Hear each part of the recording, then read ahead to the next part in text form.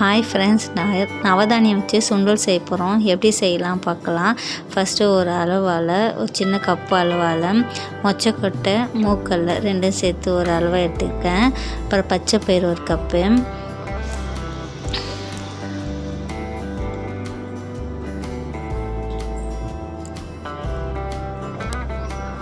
கொள்ளு ஒரு கப்பு, பச்சை பட்டாணி ஒரு கப்பு,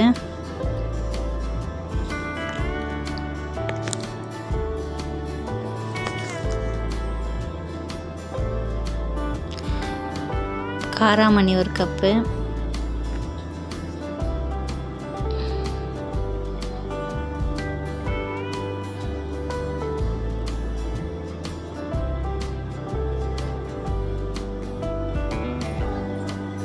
கொஞ்சம் வெள்ளை மூக்கல்ல ஒரு கப்பு,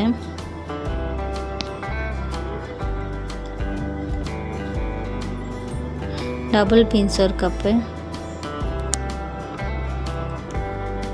எல்லாத்தையும் எடுத்துகிட்டு ஒரு 8 மணி நேரம் ஊற வச்சுக்கலாம். நைட்டு படுக்கும்போது ஊற வச்சுட்டு காலையில் எழுந்து குக்கரில் வச்சிடலாம். குக்கரில் வச்சு ஒரு 5 விசில் விட்டு எடுத்துக்கலாம். 5 விசிலுக்கே கொஞ்சம் நல்லாவே வெந்துடுது.